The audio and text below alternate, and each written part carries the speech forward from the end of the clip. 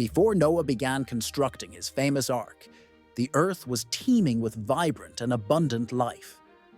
The people, as the main characters of this ancient era, enjoyed all the blessings.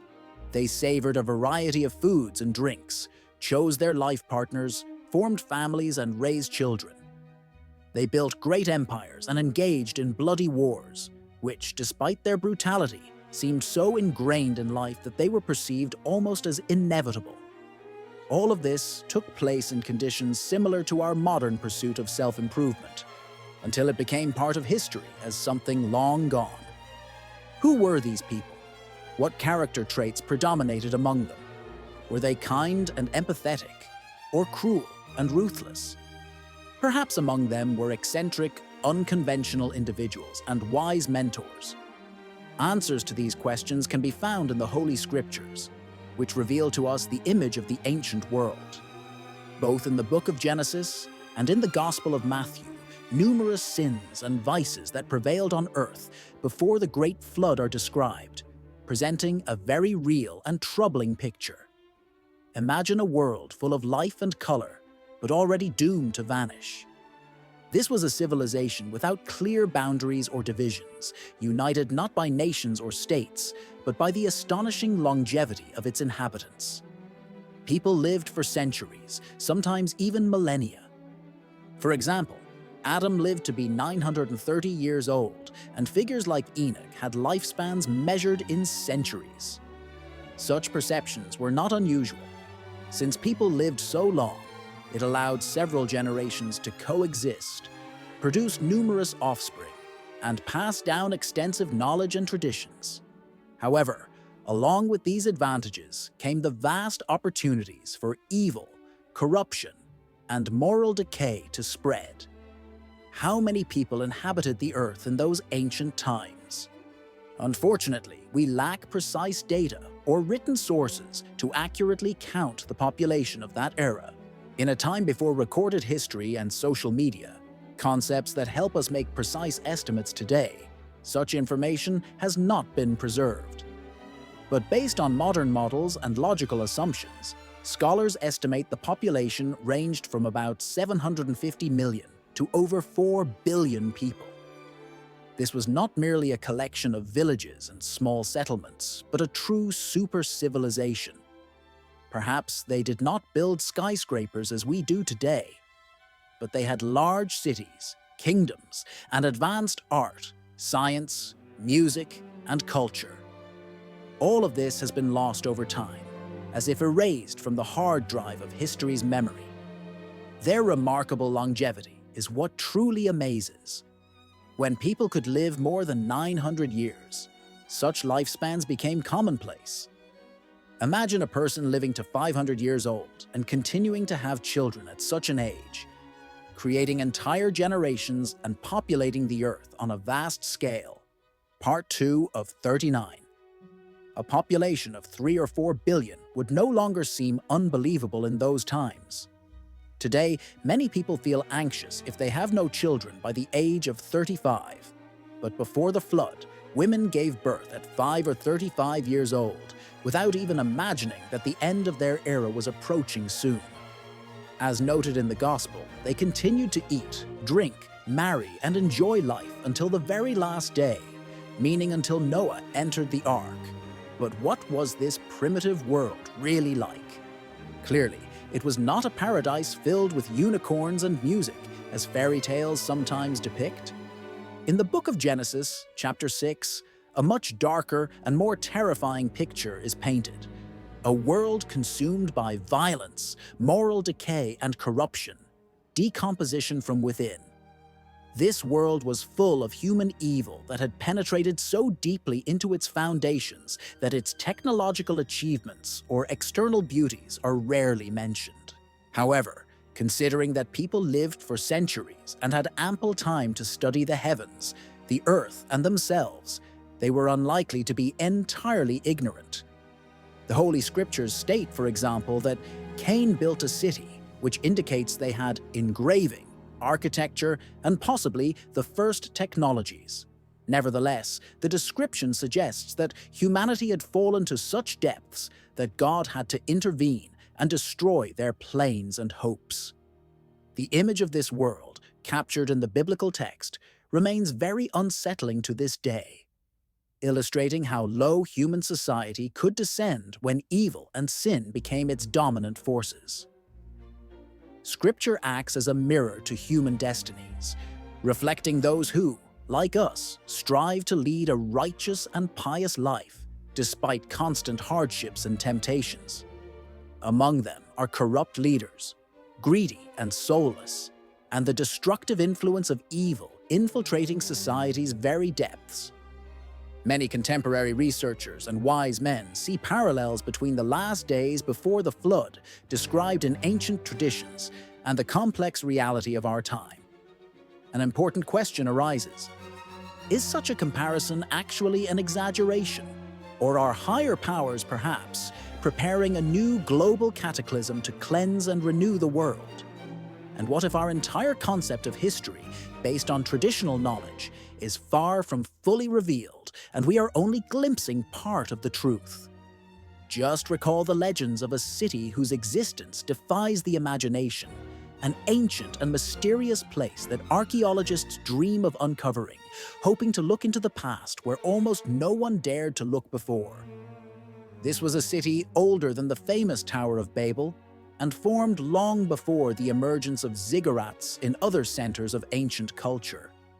Its foundation lies in a mysterious and mystical city called Eridu, Part 3 of 39. It was originally regarded as a dwelling place for both gods and humans, a place filled with magic and mysteries. According to ancient legends, this city was engulfed by a terrible flood, as told in stories that persist to this day. Today, its ruins lie beneath the ground, in what is called Lower Mesopotamia, within the territory of present-day Iraq, an area once known in ancient times as Dar es Salaam. Near the modern city of Basra, a mysterious archaeological site known as Ur is concealed. According to ancient legends, the god Enki, the lord of waters, wisdom, magic, and secret knowledge, once resided there. Built from durable stone materials on a mighty sandstone foundation, the city of Eridu was situated in a valley on the border of the desert Saravia. Today it is a barren, wind-swept land, but in ancient times, as ancient texts suggest, it was located right at the sea's edge. The remnants of this ancient city, stone ruins scattered across the desert strip, once formed a major port on a freshwater bay connected to the Persian Gulf. Do not forget the mysterious underwater structures mentioned in old tales. Could there be some connection between these enigmatic monuments scattered across the world? Radiocarbon dating of the earliest layers of Eridu indicates that it is roughly 8,500 years old, which is astonishing by any standards. Even so, many archaeologists believe that the city still holds many secrets. Numerous questions remain unanswered. The deep layers of the site that could shed light on pre-flood Eridu have either been destroyed over the centuries or are still hidden beneath earth layers inaccessible to our eyes and tools. In Sumerian mythology, Eridu is one of 5 cities built before the Great Flood, and it was the first to receive sovereign authority, which descended from the heavens in gusts upon its inhabitants. Early rulers of Eridu were not mere kings or warlords. According to legend, they were demigods endowed with wisdom and strength, ruling for hundreds of thousands of years.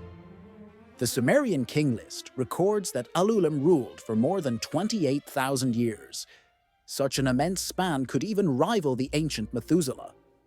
Of course, no one can precisely determine the exact dates and chronological framework of these events with absolute certainty, but numerous legends and archaeological discoveries continue to surface across different parts of the world, reminding us of cataclysms, lost cities, primordial gods, and sacred knowledge. These topics, recurring motifs, consistently attract our attention and form the foundation of both ancient and modern cultures. Eridu holds a special place in these mythological and historical reconstructions, remaining a symbol of vanished civilizations and esoteric past. While humanity debates whether cosmic or extraterrestrial forces were involved in the construction of ancient cities, one might assume that the deep secrets of those times are far deeper and more significant than any fantasies about alien civilizations. It may be important to focus precisely on searching for and uncovering these ancient mysteries that lie deep within history, driven only by our curiosity and desire to understand the true origins of humankind. The pyramids are astonishing and mysterious structures whose origins and purpose continue to fascinate researchers. Some, like Michael Tellinger and Johann, have stumbled upon something so ancient and colossal that their discoveries have fundamentally changed our understanding of ancient civilizations. Armed with patience and perseverance, they managed to find a lost city in the uninhabited plains of South Africa, in Mozambique, a true metropolis preserved for centuries. This city, surrounded by concentric rings of stone walls and structures, was not just a settlement. It was a vast civilization that existed approximately 200,000 years ago, much earlier than the known dates of the construction of the Egyptian pyramids, which are about 5,000 years old, and similar stone temples scattered across the Maltese Islands, dating to roughly the same period. But the discovery of this ancient metropolis is not only a confirmation of the existence of very ancient human settlements. Many parts of it contained road systems, agricultural fields, and nearby ancient gold mines.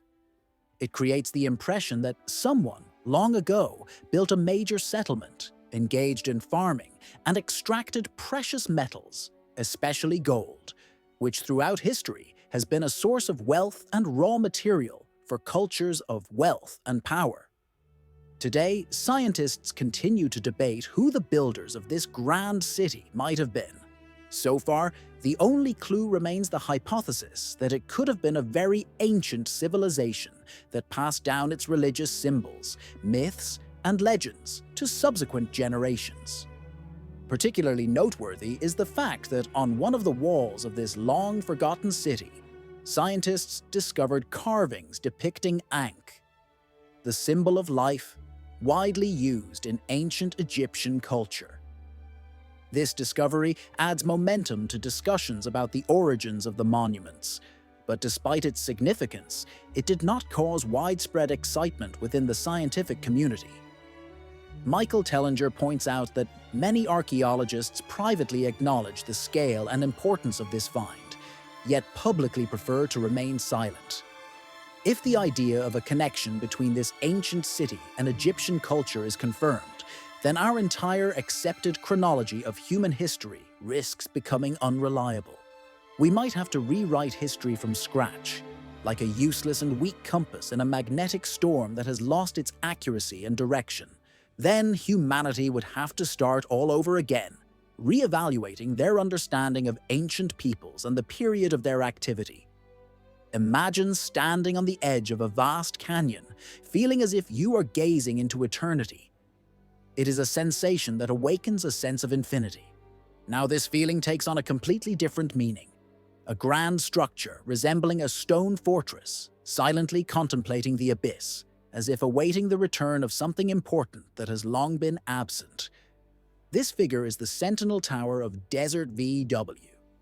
Believe it or not, this place represents much more than just a tourist souvenir shop or a 20th century architectural monument designed by architect Mary Coulter. Built in 1932, this tower is decorated with intricate carvings and elements crafted by artist Fred Cabati, which imbue it with a special character and hope. The site is an ideal retreat where one can enjoy panoramic views, feel the atmosphere of ancient times, and perhaps purchase a souvenir that will serve as a reminder of a journey into a mysterious era. But viewing it merely as a shop or a modernist monument would be like considering a formidable canyon just a big hole in the ground. Such a perspective does not reflect its true essence, both historically and symbolically. This tower is not simply a tribute to ancient architecture or local traditions. It is a symbol of the mystery that still awaits its unraveling. It invites us to see the distant past from a new angle, enriched not only with knowledge, but also with a spark of wonder. The structure appears truly monumental and impressive. This mysterious tower, built with remarkable precision and care, stands on land infused with centuries-old legends and myths. Many people lost in thought wonder whether this tower is the result of deliberate efforts by its creators, those who sought to recreate something much older, something that disappeared long ago and remained in the depths of history. Perhaps an authentic megalith hidden for centuries beneath the layers of time and oblivion. The height of this construction exceeds 21 meters, making it stand out prominently among the surrounding clan towers and other architectural structures. Some compare it to a basketball player from the National Basketball Association. It rises so majestically, like a noble sentinel over a festival of miniature creatures, hobbits, adding a special fairy tale sense of grandeur and power to the scene. Architect named Coulter claimed that inspiration for its creation came from ancient watchtowers such as the famous Hovip, which, despite their simplicity and utilitarian purpose, in her words, served as a kind of prototype for this new, unique architectural creation. However, these ancient structures were small, modest, and primarily built for protection and surveillance of the territory, whereas the new tower makes a bold statement, a challenge to the era, and a testament to the regulations of a new epoch. It seems that Cutler felt a connection to a more significant and profound legacy than mere architectural creation, and she did not limit herself to sketches or preliminary designs. Instead, she crafted full-scale models, crafted with attentive care and meticulous detail, as if to affirm her belonging to something greater. Before beginning construction, she spent 6 months thoroughly studying local ruins and architectural monuments, immersing herself in their history and characteristics to grasp the essence of ancient craftsmanship so deeply that she did not lay the first stone until she fully understood it. Interestingly, to test the line of sight, she erected wooden scaffolding of a height equal to that of the future tower. These structures resembled ancient practices of aligning cosmic angles or perception points, methods used during the construction of pyramids, temples, and stone circles to achieve harmony with unknown universal forces. Inside the tower, the walls are decorated with intricate carvings and symbolic images, among which can be seen copies of forgotten ancient signs brought from New Mexico. Many of these images remain a mystery to scholars, as their origins have been erased by time, and they have only been preserved because they were reproduced here, in a new context. The interior space is filled with mysterious black mirrors which reflect the canyon landscape and the surrounding nature, creating abstract forms akin to dreams or fantasies.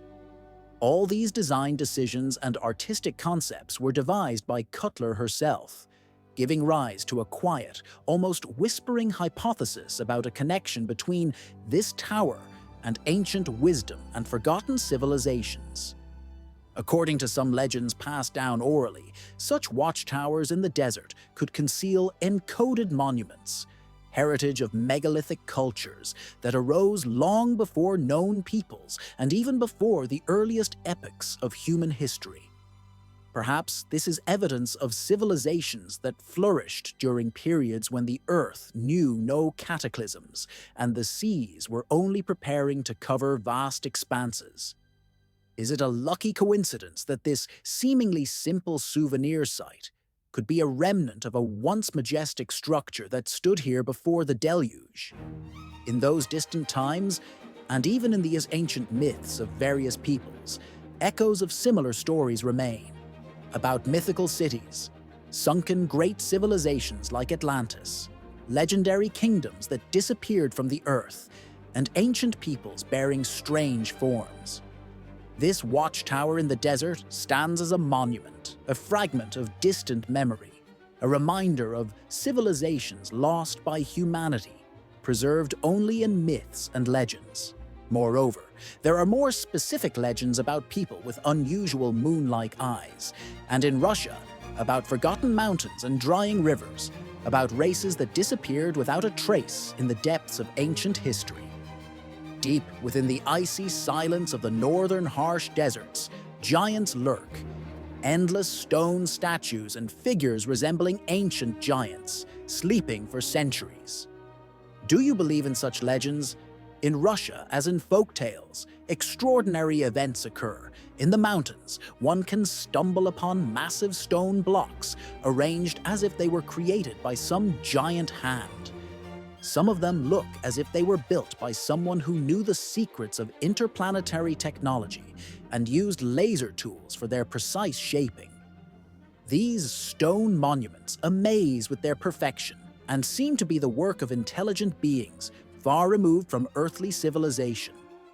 But all these unusual stones are not just random scattering of rocks.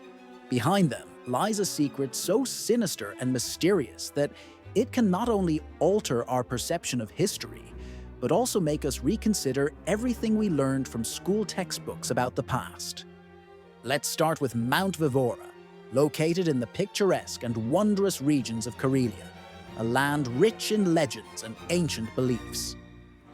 This mountain is revered by the Sami, the indigenous people of Northern Europe, as a sacred place filled with a special energy and magical significance. And who can blame them? Around the summit, impressive stone formations stretch out, resembling a wild network of nature, as if it had scattered giant stones like toys for children. Of course, some of these stones could be the result of natural processes, earthquakes or other geological disasters, quite logical and explainable. But what about those aligned at perfectly right angles, or those in unusual balances, as if created through artificial effort? Are they shaped by natural forces or something else? On some of them, clear-cut marks can be seen, which do not resemble rough fragments or random destruction. These marks look as if they were made with laser technology or other high-precision tools, mechanisms unseen in nature. Perhaps nature employs a hidden saw or other advanced technologies, or perhaps there once was a civilization here with knowledge and technology far more advanced than we currently imagine. But who are they, the mysterious creators of these stone wonders? In 1414 AD, explorer Georgy Shidorov ventured deep into the Siberian mountains, where human gear loses connection and wild bears judge humans, deciding whether they are victims or guests. It was at the foot of Mount Shaya that he came across giant granite blocks, some weighing up to 4,000 tons. They were processed and placed with such skill that no one could doubt that they were created by humans. Shidorov's photographs became the first documentary evidence of these stone giants, shown to the world for the first time. Nevertheless, traditional archaeology continues to insist on its views and refuses to acknowledge the possibility of an ancient civilization in Russia that could have left such skillful traces behind. Mount Goryashia, located in the Ural Mountains, may also serve as evidence of a long-forgotten society. But if not, then how were these colossal stones carved and erected? Moving further east, we arrive at a sacred peak, Padan Mountain in the Russian Far East. The name of this mountain sounds as if it is guarded by dragons, protectors of legends and myths. However, here we encounter straight and cubic stone blocks with dozens of polished surfaces and sharp, razor-like cuts. These blocks evoke concern, reminiscent of technologies and methods seen at Mount Shaya. Two quite distant regions of Russia, in the west and east, are connected by a single mystery and an extraordinary craft. Despite this, many massive stone formations across the country remain largely unexplored. No major excavations have been conducted there. No documentary films or scientific expeditions have taken place, and not a single curious researcher, student, or archaeologist has carefully studied these objects, no matter what they are called. Meanwhile, billionaires and owners of modern technologies tirelessly launch new rockets into space, as if reaching new heights in fantastical games. It seems as if it's just entertainment, while millions of people around the world long to uncover the secrets of ancient civilizations. Among those seeking answers about the distant past is one man, Manuel Quas. He is over 52 years old and is a shoe entrepreneur who decided to dedicate his life to exploring ancient mysteries. Perhaps it was his efforts that led to the discovery of an ancient city buried beneath sediment layers as a result of a catastrophic flood that occurred many centuries ago near Cadiz. He did not resort to simple and familiar means of searching, such as shovels or camels, to find the lost city. Instead, he used modern research methods, including satellite imagery, intuitive insight, and an almost obsessive fascination with ancient civilizations lost in deep time. Quas sent his detailed report directly to the Ministry of Culture of Spain, insisting that traces of the ancient city might be located beneath the pine trees of Penardel, an area rich in greenery and hosting an extensive city park spanning over 1,000 hectares. This region lies in low-lying marshy layers covered with water and reeds, which complicates the search but does not prevent the specialist from suggesting the possible presence of ruins there. He claims that giant structures, the size of a football field, streets, ports, and foundations of ancient buildings, are hidden beneath the layer of earth at a depth comparable to the one where the most severe midlife crises occur. According to his hypotheses, all of this was buried under a layer of ancient flood that devastatingly washed away and sank the city into oblivion. But this discovery is not just an accidental water trace. It has become a symbol of widespread catastrophes from biblical times, astonishing with its grandeur and mystery. What else do we know about the secrets hidden beneath the thick layer of soil and surrounded by numerous legends? Atlantis is a mythical land described by the ancient Greek philosopher Plato, inhabited by wise men, warriors, and people far ahead of their time in technology and culture. The mysterious city of Quaves is located near Dana Nature Park, the site where German archaeologist Adolf Sultun, during his excavations, suspected he might find traces of the vanished civilization of Tarte, an ancient land shrouded in mystery today.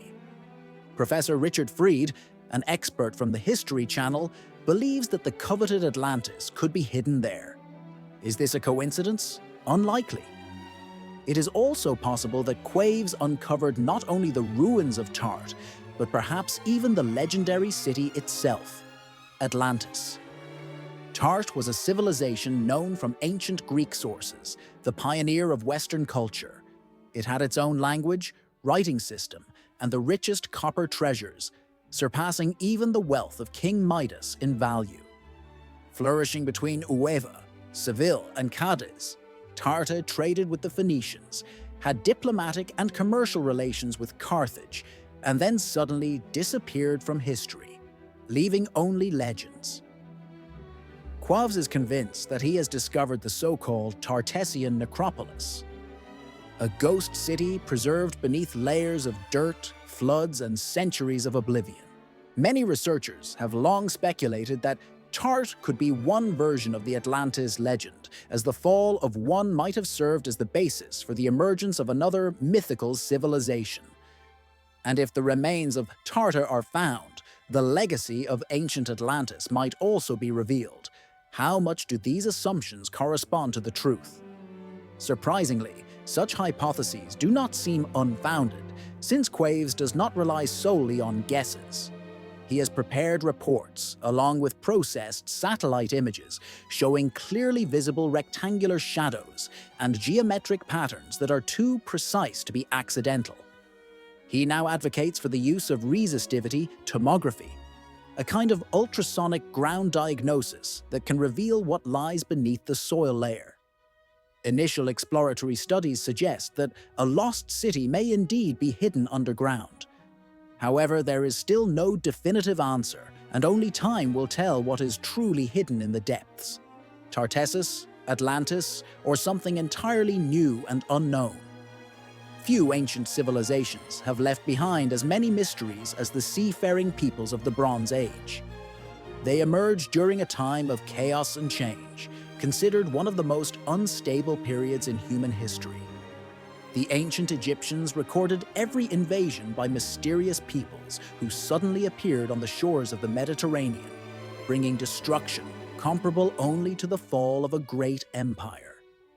These peoples left traces behind, but disappeared just as quickly as they arrived, as if their stories had never existed. The scale of the chaos that engulfed the civilizations of that time was so great that entire languages and cultures vanished forever, gradually fading into the ages. After the destructive raids subsided, these maritime tribes seemed to disappear into nothingness, leaving only legends and dark memories. Although numerous historical sources mention them, no one truly knew where they came from or where they went. This mysterious history is preserved in ancient Egyptian texts dated to roughly 1,000 years BCE, where they are called pirates and raiders, sea slaves. The peoples of the sea are a mysterious and formidable force that attacked coastal cities and entire civilizations along the Mediterranean coast for centuries. Their sudden assaults covered vast territories and affected multiple peoples and states at once. They instilled fear not only among the Hittites living in the Levant, but also within Egypt itself. Many scholars believe that this wave of violence and destruction, initiated precisely by the seafaring peoples, played a key role in the collapse of the Bronze Age, destroying the entire cultural structure of that time. The most famous episode of this bloody confrontation was the battle between them and Pharaoh Ramesses II, who ruled Egypt from 1200 to 1194 BCE. The victory of the great Egyptian ruler over this mysterious force was commemorated by stone monuments, which to this day serve as a reminder of the triumph of law over chaos. According to the chronicles of Ramesses II and his son, Prince Meremtal, their troops engaged in battle with the peoples of the sea.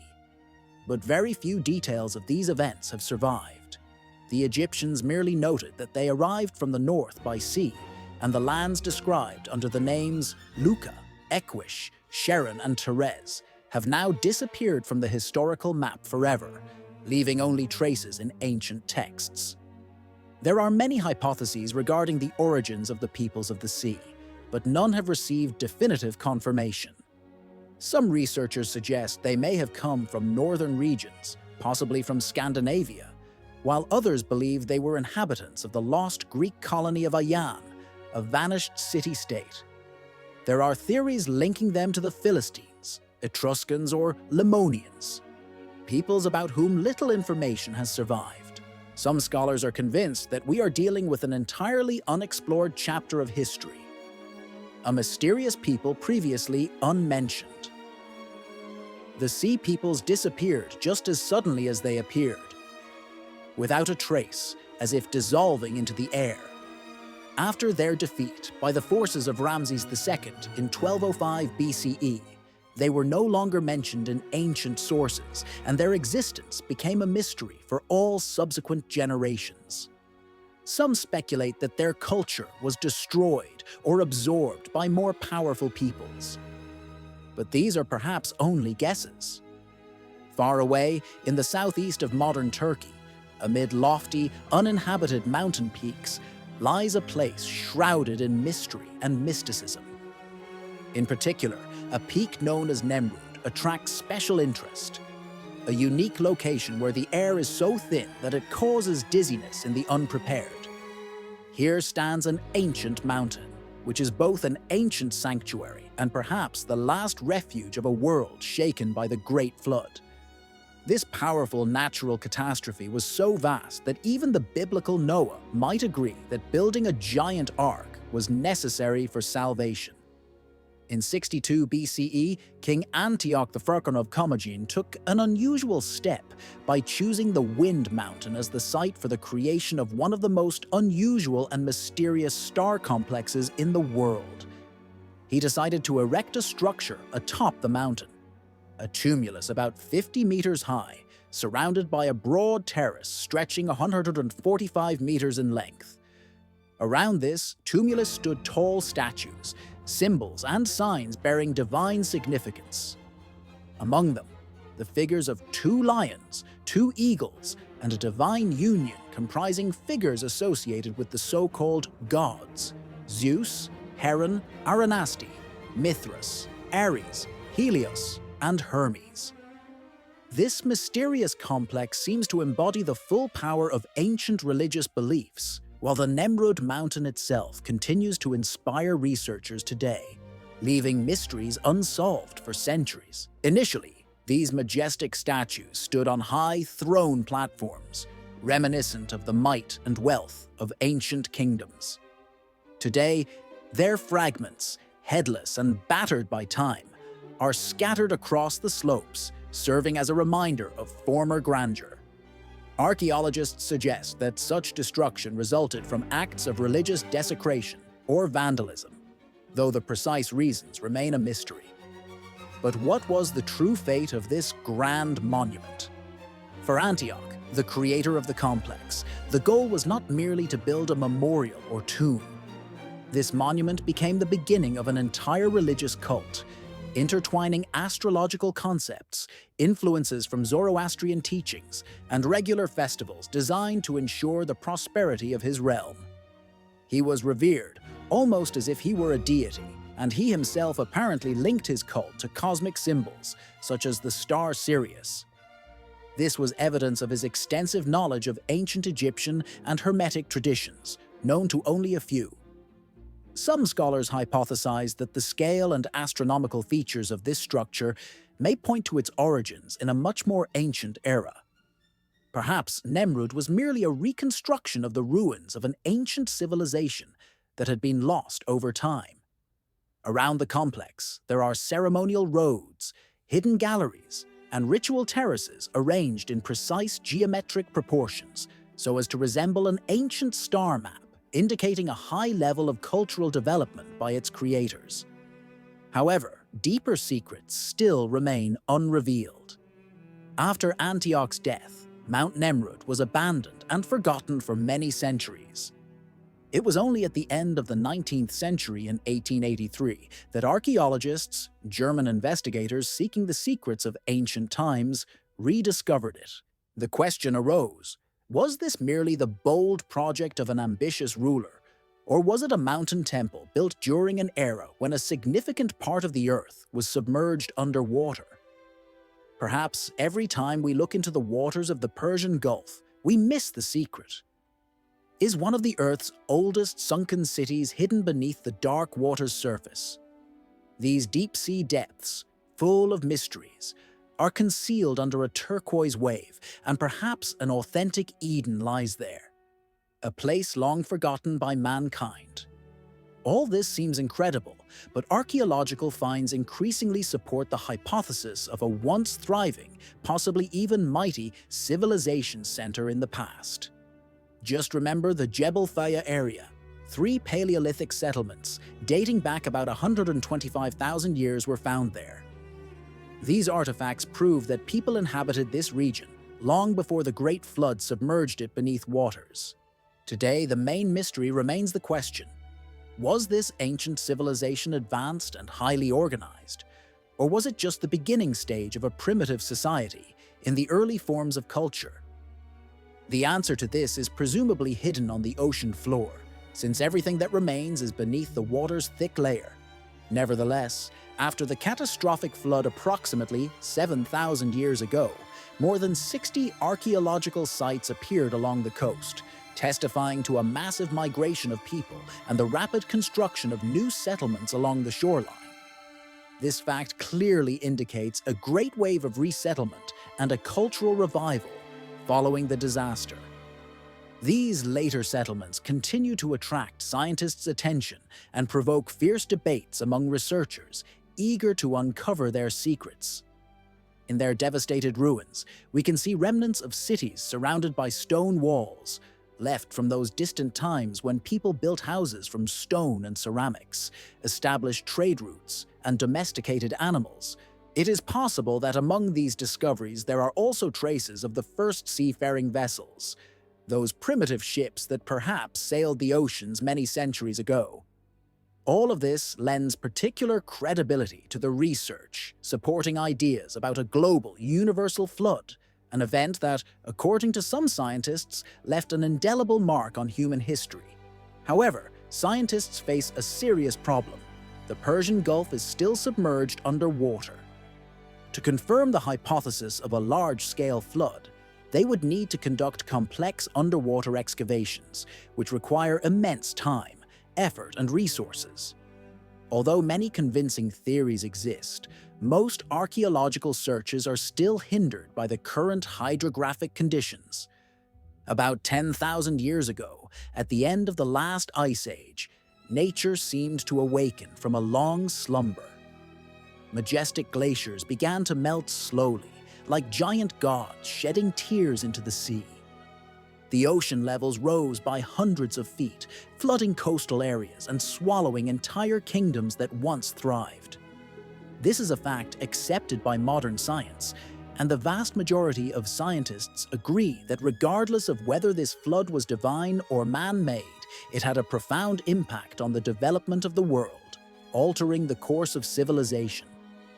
India, one of the regions most affected by the catastrophe, was particularly hard hit, placing it at the epicenter of these events. A prominent researcher in this field is Graham Hancock. Equipped with scuba gear and a hydrolocator, he embarked on long expeditions to search for remains of sunken cities in regions stretching from India to the Caribbean islands. His goal was to find traces of a maritime civilization that existed long before the water levels rose. In ancient texts such as the Vedas, the Sarasvati River is described as a mighty source of life for early India. For centuries, scientists believed it was merely a poetic metaphor. However, satellite images obtained in recent times confirmed its actual existence and antiquity. What was the turning point? It turns out that Sarasvati once flowed from the Himalayas, creating a vast and powerful current that supported the prosperity of entire regions.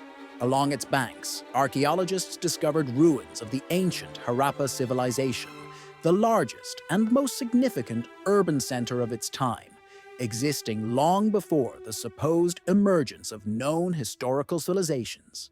The Vedas contain not only linguistic and religious knowledge, but also astronomical data, philosophical systems, and myths hidden behind symbols and encrypted stories.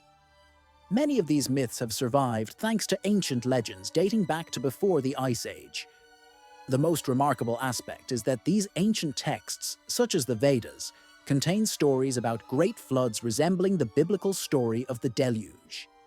They tell of a character named Manu, the hero of this ancient tale, who miraculously survives thanks to a divine fish and then restores a destroyed civilization. This bears a resemblance to the legend of Noah and his ark, an important myth passed down through generations. Archaeologists have also discovered underwater cities off the coasts of Kachi and Cambay, regions dating back to approximately the 7th millennium BCE. These ancient settlements are significantly older than all known and accepted urban centers by mainstream science, raising many questions about their origins. Perhaps it is in these ruins that the last traces of highly developed civilizations are hidden, destroyed by a massive flood and forever vanished beneath the waters. India not only survived this massive catastrophe, but also preserved its memory in legends, epics, ancient wisdom, and writings, all cultural testimonies reflected in its well-known agamas and sagas. The spiritual heritage of this country was passed down orally even before the Ice Age and continues to this day, Who could have guessed that continents, seemingly immobile on their places, could layer upon each other like thin slices of a chocolate cake? Setting aside the legend of Atlantis, the central place of another incredible mystery becomes the Mediterranean Sea.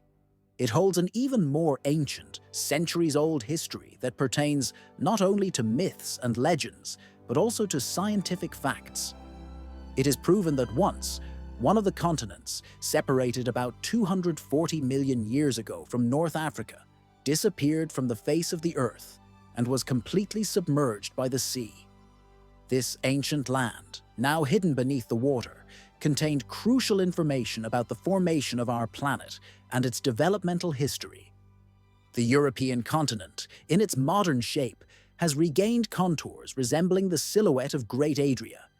This mysterious and evidently ancient escarpment, which first appeared on the world map during those distant epochs when neither humans nor dinosaurs had yet existed on Earth.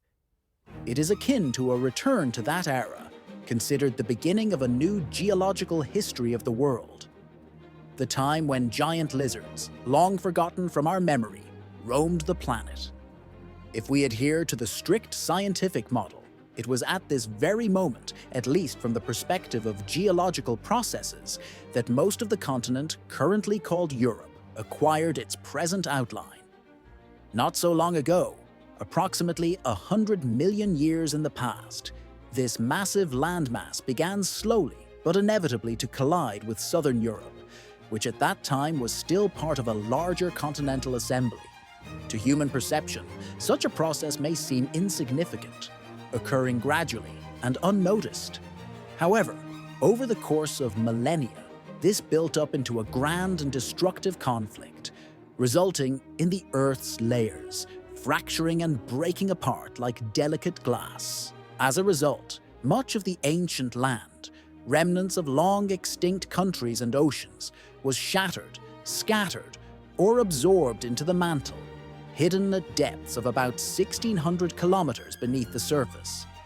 There, within the Earth's interior, seismic waves continue to be detected even today, like a quiet heartbeat of inaccessible antiquity, traces of that once land that has forever receded into the depths. Despite the colossal destruction and the disappearance of most of the continent, a small portion has still survived.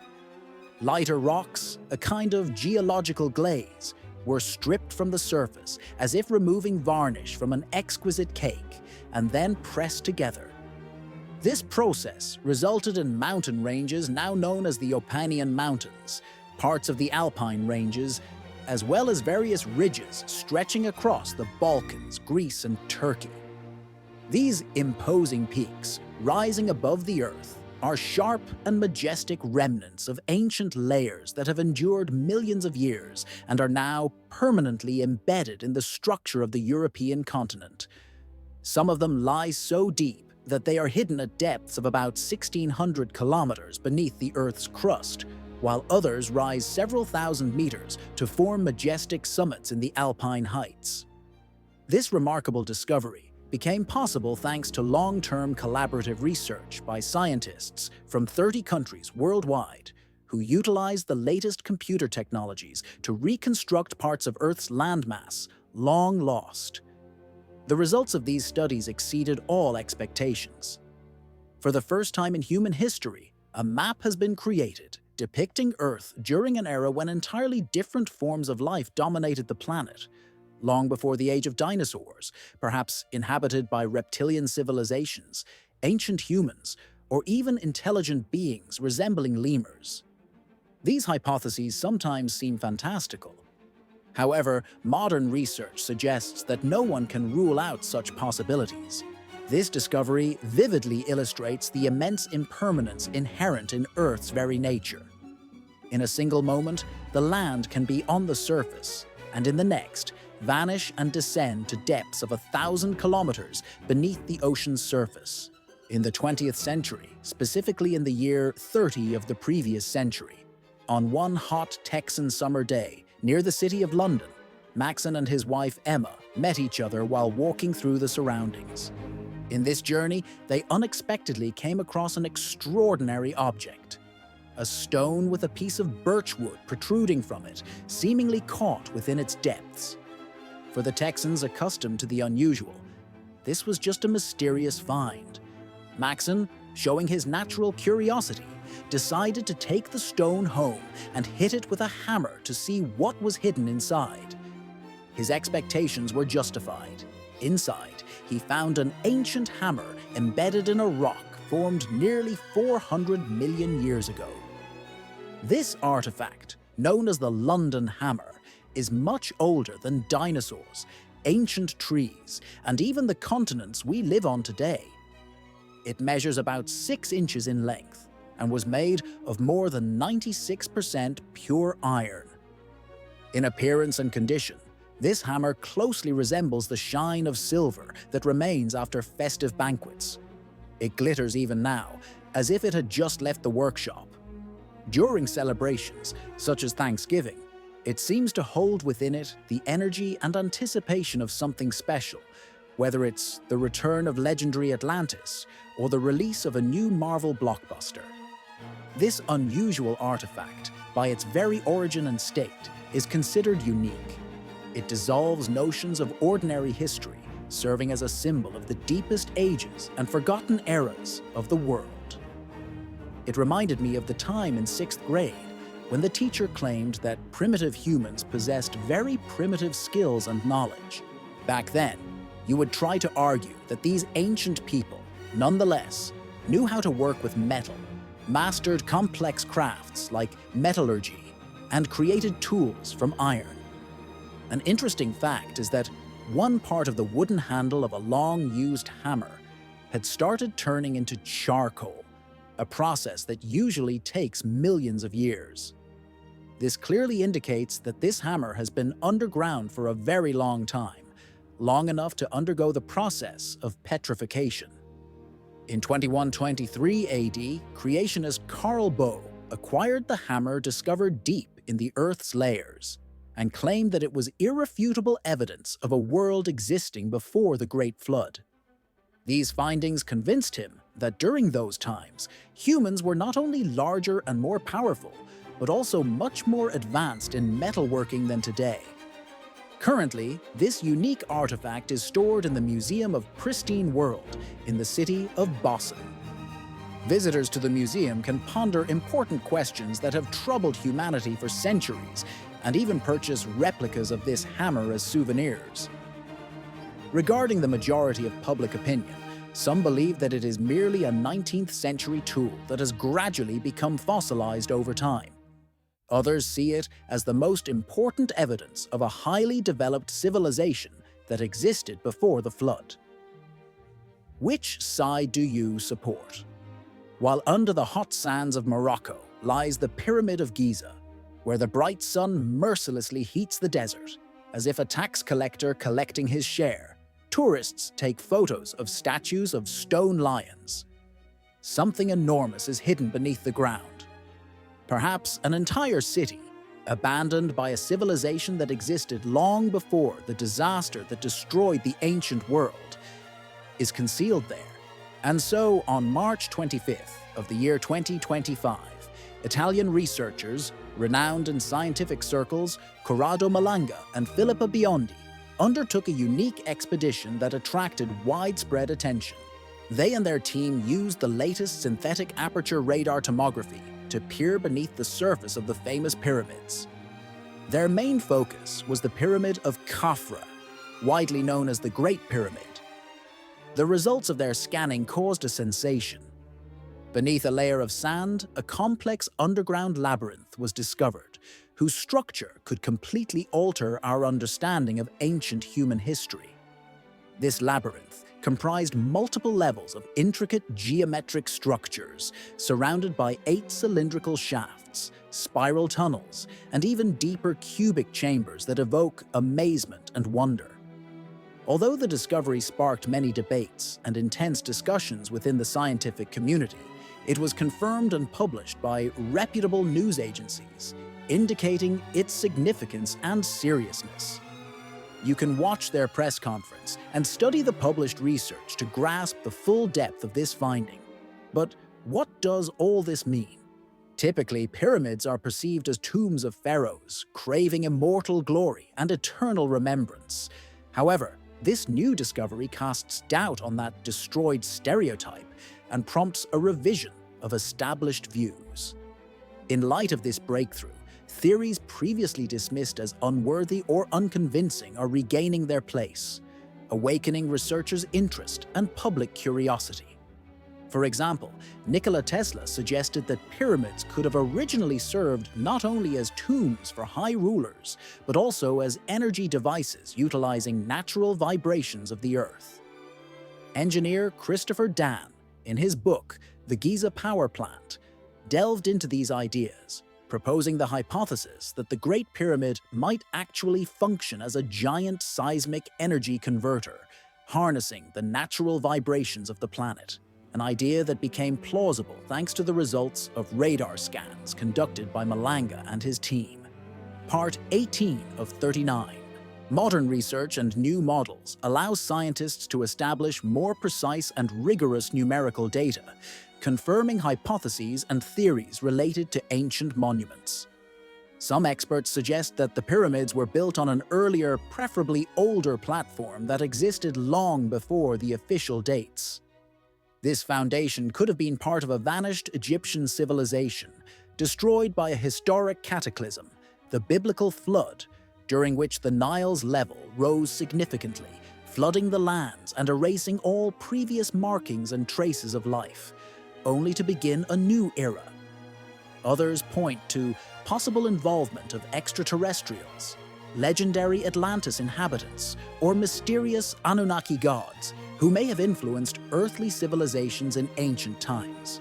However, not all scientists and researchers agree with these hypotheses. Among them are respected experts, such as Dr. Sarah Schroeder, an archaeologist from Leiden University, who emphasizes that such theories are based on unproven assumptions and often lack a scientific foundation. She highlights the importance of caution in interpreting findings and theoretical concepts. In her recent studies, Schroeder's team discovered human remains, which serve as important evidence of the hard labor and physical effort endured by the pyramid builders. In her view, these structures served not only as tombs for pharaohs, as commonly believed, but also as living and working places for laborers involved in their construction. She suggests that underground chambers and structures might have functioned as dwellings for the workers, rather than remnants of well-documented ancient technologies or miraculous alien inventions. Whether scientists will choose to continue excavations in the future remains an open question. Led by Heffron, the team is full of enthusiasm and a desire to uncover new secrets, yet the Egyptian authorities proceed very cautiously. Their primary goal is the preservation of cultural heritage and the prevention of potential dangers associated with unsubstantiated hypotheses that could challenge the established official view on the origins of these ancient monuments. For them, protecting the monuments is a sacred duty, and acknowledging that these structures might once have been part of an ancient civilization possessing technological capabilities similar to modern power plants is not just a scientific matter, but also a highly national and cultural issue. Today, vast underground halls, located deep beneath layers of stones and sand, remain hidden from outsiders and seem to be waiting for their moment to reveal themselves to the world. The pharaohs, wrapped in linen shrouds, appear mysterious and majestic, hidden enigmatically at the bottom of the Black Sea. Modern radar investigations indicate the presence of unusual objects beneath the water's surface. However, the full-scale excavations are still far ahead. To date, none of the discovered artifacts, neither ancient bricks nor mysterious drawings, have been found yet, complicating the investigation. But who knows? Perhaps beneath the waters lies a fully preserved city of an ancient civilization, whose origins remain a mystery, quietly hidden under the shadows of pyramids. This idea prompts us to consider how many more secrets the history of humanity holds, and what discoveries await us in the future. Not every morning, as we enjoy a cup of coffee, do we have the opportunity to encounter such an ancient underwater city capable of overturning our understanding of ancient history. And that is exactly what happened when two graduate students from the Massachusetts Institute of Technology, along with a team of scientists, engineers, and a documentary crew from the National Geographic Society, found themselves at a depth of more than 90 meters below the waters of the Black Sea. Believe it or not, they most likely discovered something truly ancient that could rewrite historical notions about our ancestors. Even Noah might have questioned upon seeing this astonishing discovery. Brandon Foley, a marine archaeologist and underwater monument specialist, shares his genuine emotions and excitement about this mysterious find. A graduate student studying the history of technologies at MIT could not contain his feelings when sending a message to the professor aboard the research vessel. He reported that the team had uncovered, as he put it, undeniably artificial structures hidden beneath what was once a freshwater lake. If these findings are confirmed, our understanding of ancient history and the development of civilizations could drastically change in a very short time, shaking established scientific dogmas. During an expedition organized under the Scientific Research Project of the National Geographic Society, a discovery was made approximately 12 nautical miles from the Turkish coast. Led by Dr. Robert Ballard, renowned for discovering the legendary Titanic, this research uncovered unique artifacts and mysterious structures on the seafloor. As soon as you begin encountering the most famous shipwreck in history, marine archaeology attracts more and more attention and interest. Particularly intriguing is the fact that the Black Sea itself is a remarkably fascinating object of study due to its ancient history. Unlike the modern subjectively calm body of water, its past conditions were entirely different.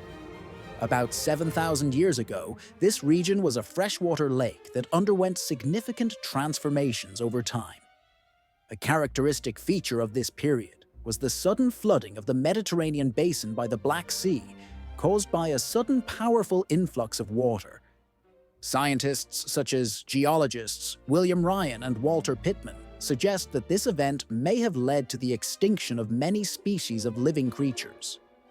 In ancient times, numerous legends spoke of great floods, among which the Book of Genesis stood out most prominently.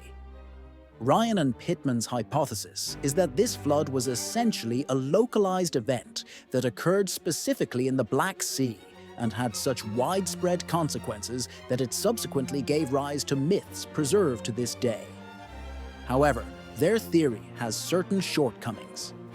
If the flood had truly been limited only to the Black Sea, why does it leave such a profound mark in the memories and legends of peoples living across Eurasia and beyond?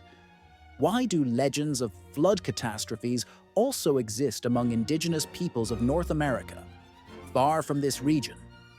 And how can one explain the fact that traditions about a catastrophic flood have been preserved among tribes on the opposite side of the world, who never heard of the Black Sea? All of this seems illogical if we assume that the event's scale was purely local. It is possible that it was a global event. Excavations at the bottom of the Black Sea also support these ideas. Large accumulations of stone blocks, various tools, and structures have been found there, which are difficult to explain solely by natural processes. Researchers such as Foley believe that these artifacts are positioned too densely to be accidental, meaning they were left by humans before the water levels rose and submerged these areas. Currently, these finds rest at depths of more than 90 meters, and studies of them are ongoing. Scientists still need to determine who built these structures, their age, and their purpose. Critics who argue that the dead cannot speak have their own arguments, but there is also compelling evidence that could overturn our understanding of history. Near the coast of Bulgaria is a ship graveyard, An underwater cemetery whose history could influence not only our understanding of the past, but also perspectives on biblical events. In 2016, a team of scientists from Britain and Bulgaria, led by Professor John Adams of Southampton University and specialists from the Bulgarian Center for Underwater Archaeology, set out on the research vessel Explorer to explore the depths of the Black Sea at nearly 2,000 meters beneath the surface. Their findings were truly remarkable. During the expedition, more than 60 ancient shipwrecks were discovered scattered over an area of about 700 square miles. Among them was a Greek merchant vessel dating back to before our era, which had been so well preserved that it appeared as if it had sunk only a week prior. This exceptional preservation is due to the extremely low oxygen levels present at such great depths of the Black Sea. This condition prevents the decay of the wood and the rusting of metal parts. Many media outlets immediately linked these findings to the legendary flood, believing that the discovered ships could be much older than previously thought. All this evidence opens new horizons in the study of history, raising questions about the scale and causes of ancient catastrophes and prompting scientists to search for answers that could alter our understanding of humanity's past. As early as the beginning of the new millennium, around 2,000 years before our era, renowned geologists William Ryan and Walter Pittman proposed an interesting and quite unusual hypothesis about the ancient history of the Black Sea. According to their assumption, this vast water amphitheater, filled with salt water, was formerly a freshwater lake until a significant geological event occurred.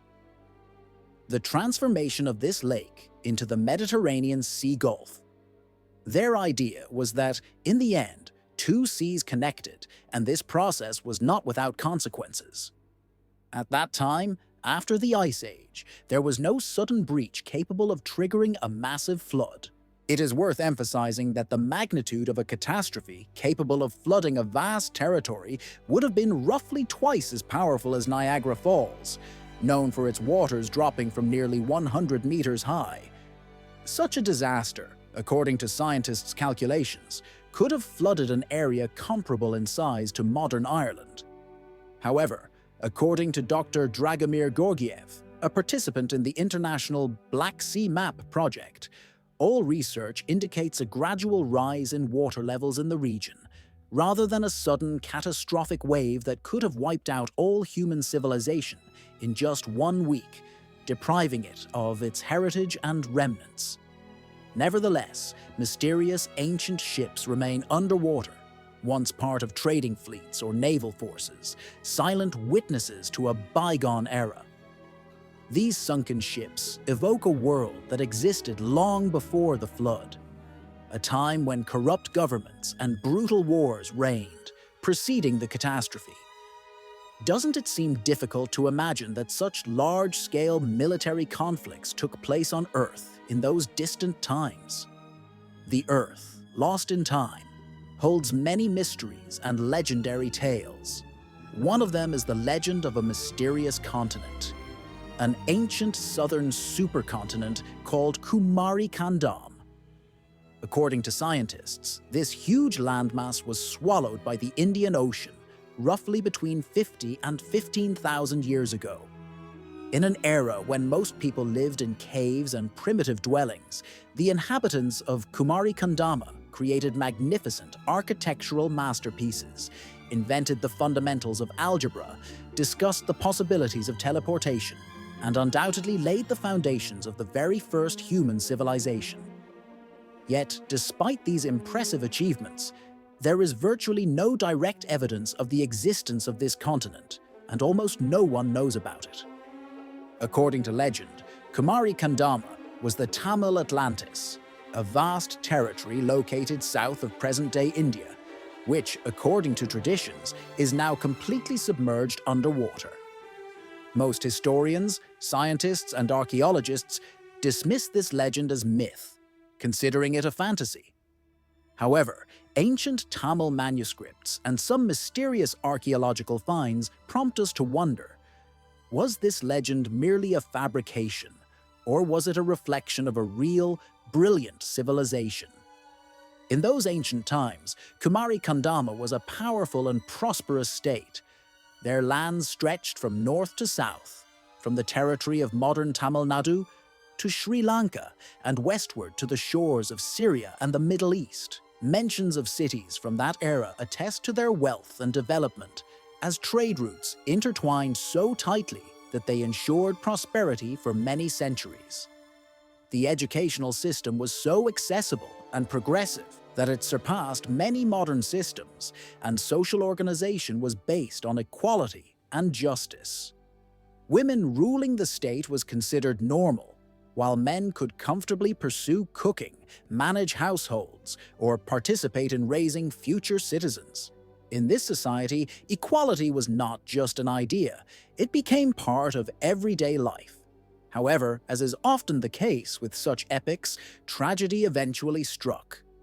Around the 15th millennium BCE, the sea began slowly but steadily to engulf the land. The inhabitants of numerous villages reported increasing floods, fierce storms, and unknown natural phenomena threatening their entire world. Faced with an impending catastrophe, they faced a difficult choice: either evacuate or stay and be overwhelmed by the elements. What did they decide? They chose to imitate Tamil Noah. Emperor Pratval organized a massive migration, armed with sacred texts, treasures, and human resources. Engineers and sailors prepared numerous ships. There were two options for salvation: to sail south to the lands known as Konkumari, or to head north, toward what is now India. As the continent gradually sank beneath the waters, the ships set sail, rescuing whatever they could: people's lives, cultural heritage, treasures. Some vessels reached the city of Konkumari, hidden behind mountains, while others headed to different parts of India to start anew after their homelands were lost forever.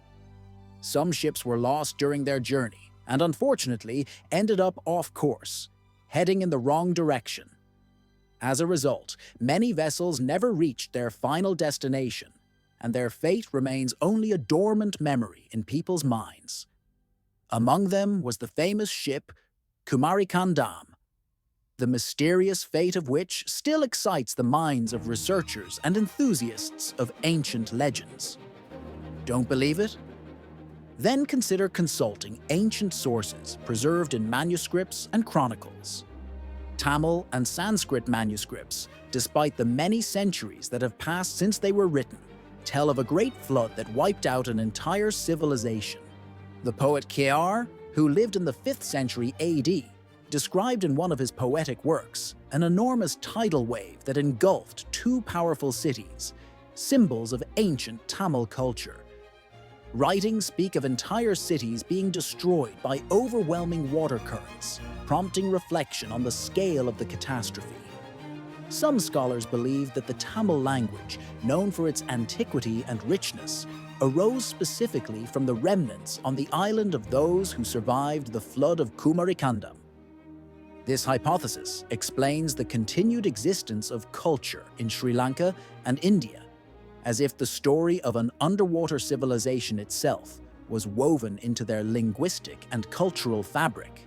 Do you believe in the existence of a sunken supercontinent? Could Kumari Kandam be considered the ancestral homeland of the world's oldest civilization? Did a very advanced culture exist before the massive flood? Or are all we call civilizations merely later myths and legends? Perhaps the ancient descriptions of Sita, a mysterious civilization surpassing all subsequent eras in development, should be interpreted exactly that way. In the next chapter, we will try to delve deeper into these mysteries and raise questions facing modern researchers. In the silent, vividly red cliffs along the shores of Lake Titicaca, where the wind whispers ancient secrets and hidden messages, there lies an extraordinary door. There, on the slope of the Peruvian mountains, gazing into its unspoken mystery, one can notice white llamas leisurely chewing grass, as if condemning the hidden secret it conceals. This door is entirely unusual, and unlike typical entrances, It has no hinges, handles, sand mats, or rental notices.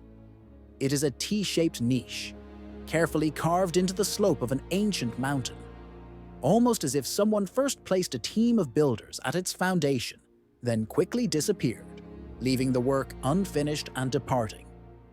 Archaeologists have named it Aramuru, and among mystery enthusiasts and conspiracy theorists, it is called the Gates of the Gods. This stone structure reaches about 7 meters in height and nearly the same in width, raising numerous questions and debates among scientists and adventurers since the late 19th century. It all began when a local guide named José Luis Delgado Mamani accidentally stumbled upon this mysterious site during his trek. Luck or something else? José claims that he only discovered it after dreaming of astonishing images that closely resembled this structure. Perhaps some secret force led him there, or it was merely coincidence. No one knows for sure, aside from local legends explaining the origin of Aramuru as a portal for shamans capable of crossing into other worlds, heavenly planes, spiritual realms, or theories of parallel dimensions. It is said that the entrance of this door allowed divining shamans to transcend boundaries between worlds. People feared it, called it the Gates of the Devil, and warned that entering without permission could trap the soul forever, causing it to vanish for good. Since losing one's soul is not a desire shared by all adventurers, the site remained shrouded in mystery and danger. Another legend tells of an ancient Inca priest named Aramuru, whose image and name became intertwined over time with this enigmatic place.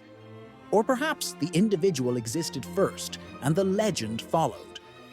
According to tradition, around the 5th century AD, during the raids of the Spanish conquistadors, Aramuru took refuge here amidst obstacles and secrets. Legend has it that he activated the portal using a sacred golden disc taken from a temple in Caranque, and then the door swung open. Moving like a shadow, he entered, and was never seen again.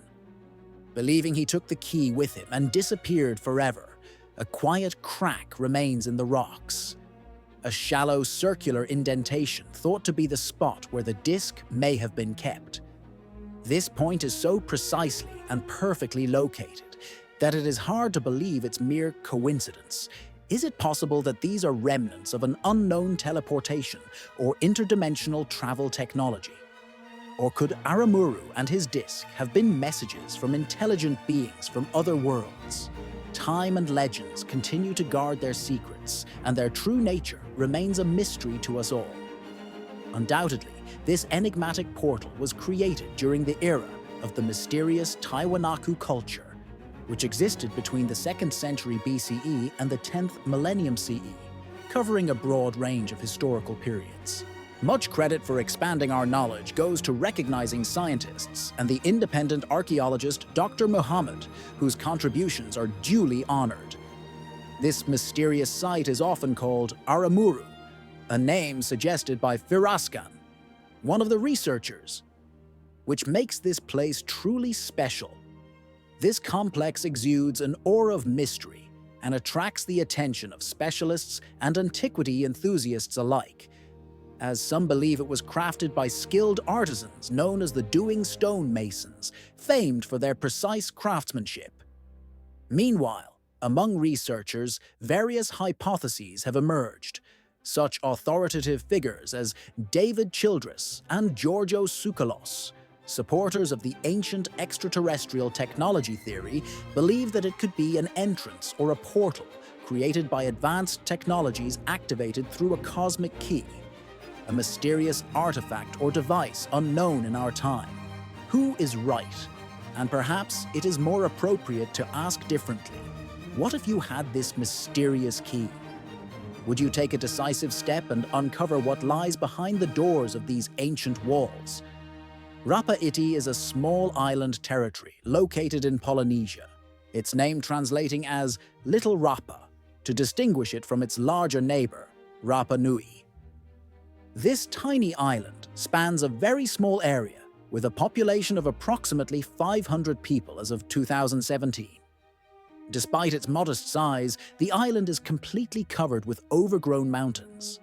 The highest peak reaches more than 600 meters, and essentially, this summit is the remnant of an ancient, now submerged volcanic formation, which we hope will remain peaceful and undisturbed for centuries. Polynesians began settling these lands around the 10th century, bringing with them their traditions, culture, and knowledge. Later, in the 18th century, Europeans first set foot on these lands in 1791, not only bringing their technologies, but also dangerous diseases, to which the local population was still insufficiently prepared. Unfortunately, by the 1830s, more than 75% of the native people had perished from diseases and contamination. Soon after, the island faced another tragedy. Peruvian slave traders attacked Rapa Iti, capturing some residents and spreading smallpox. A terrible infection that claimed many lives. By 1814, the number of remaining islanders had decreased to approximately 100, and just over 100 years later, the population had again grown to about 500. One of the most prominent landmarks and historical monuments of the island is the Murangauta Fortress, built on the summit of one of the hills and considered the oldest defensive structure erected by the local inhabitants long before European explorers arrived. Additionally, the island has 14 other fortified points located on hilltops, all serving as vital protection against sudden attacks, since in Polynesian tradition, invasions from one island to another were common. The inhabitants of Rapa Iti, possessing great wisdom, built formidable fortresses for their safety and the defense of their lands. Recent research has uncovered an even greater mystery. At the bottom of the sea, a road has been discovered leading to the supposed Atlantis. A stone pathway, 450 meters long, lies just 6 meters below the water surface off the coast of the Bogum Islands. At first glance, it appears to be an artificial structure. These stones look as if they have been carefully carved and perfectly fitted together, resembling a paved trail. However, hydrologists and geologists tend to believe that all this is the result of natural processes. They argue that the pathway was formed by natural mechanisms. According to experts, this stone road consists of large tiles with shoreline rocks, each approximately 4 meters in length. Despite their size, the appearance creates the illusion of craftsmanship. The slabs look as if they have been carved by humans and neatly fitted together.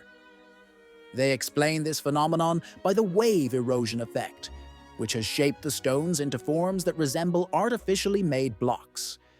An astonishing example of how nature can sometimes imitate man-made constructions. The road runs parallel to 2 narrower paths and suddenly branches at the end, as if extending further into the unknown. Have you ever been to the Bogum Islands and seen all this with your own eyes? Each level and turn of this road in Bimini bears witness to the craftsmanship of ancient builders. Many researchers believe it could be evidence of the existence of the vanished civilization of Atlantis, a powerful dam leading to ruins long lost to modern times. These ruins, like ghosts of the past, have sparked endless speculation and incredible theories ever since their discovery. Since their uncovering, the idea of these structures being connected to the legendary Atlantis has been repeatedly challenged by mainstream science. Maritime archaeologist Joseph Manson Valentine and his colleagues, who were the first to suggest that the stone remnants might be linked to the legendary sunken city, have presented various hypotheses. However, despite all efforts, the other parts of the lost Atlantis have not been found, and radiocarbon dating has called this hypothesis into question. In 1978, the University of Miami conducted studies on these stones and established that their age does not exceed 2,000 years, whereas Atlantis is believed to have sunk about 12,000 years ago. Today, there is no conclusive scientific evidence that advanced civilizations of Atlantis inhabited the Bogum Islands, but science has yet to convince all skeptics and doubters. Perhaps this is not Atlantis at all, and yet it remains an unrefuted hypothesis. Or maybe it holds the key to another, even more mysterious lost civilization. What if the oldest and most remarkable culture of Peru was not Incan at all? What if true power and greatness existed long before the Incas arrived, building pyramids that were as ancient in age and appearance as the Egyptian ones? And what if this civilization disappeared so completely that almost nothing is known about it? It remained in the shadows of history and people's memory for nearly 5,000 years. Allow me to introduce you to the king. Long before the Incas built Machu Picchu and the Quechua culture became renowned across the endless plains of Peru, a mysterious people called the Corals ruled this land. They constructed magnificent pyramids back then, at a time when the rest of the world was just beginning to domesticate wild animals and develop early forms of agriculture. In fact, according to some data, the Corals began their journey during an era when the Egyptians were already creating their first pyramids. It seems as if some cosmic force whispered to both of them, "Build majestic triangles." Their main project is located in the Super River Valley, a grand structure surpassing many well-known monuments in scale. The capital of the Coral Kingdom, the center of their civilization, included 6 pyramids surrounded by spacious plazas, numerous tools, and even a circular amphitheater built around 2600 BCE. Such proximity to Egyptian pyramids suggests that this culture was nearly contemporary with the ancient Egyptian civilizations, and certainly deserves special attention. Interestingly, no mummies have ever been found here, adding further mystery. For nearly 5,000 years, this land remained beyond the reach of scholars, like a hidden secret of history. The largest of the constructed pyramids, known as the Pyramid Major, covers an area equivalent to 4 football fields and reaches nearly 100 feet in height. Made entirely of stone, the structure is a true technological wonder of its time. Situated on a territory exceeding 150 acres, this urban complex with its majestic staircases, residential areas and platforms could accommodate not only families, but also friends and their friends. Despite its grandeur at the beginning of the 20th century, many archaeologists refused to believe in the existence of such a massive city, considering it a myth or an error. However, today, thanks to modern research, this incredible city continues to inspire awe and a new wave of scientific mysteries. Ancient South American societies were considered primitive and incapable of creating complex cultural achievements, as their representatives did not fit into established ideas about the origins of human civilizations. European scholars long refused to believe in the existence of advanced cities and centralized states on this continent, until finally, in 1994, a Peruvian archaeologist named Rudshady announced the discovery of one of the oldest urban centers in the Americas.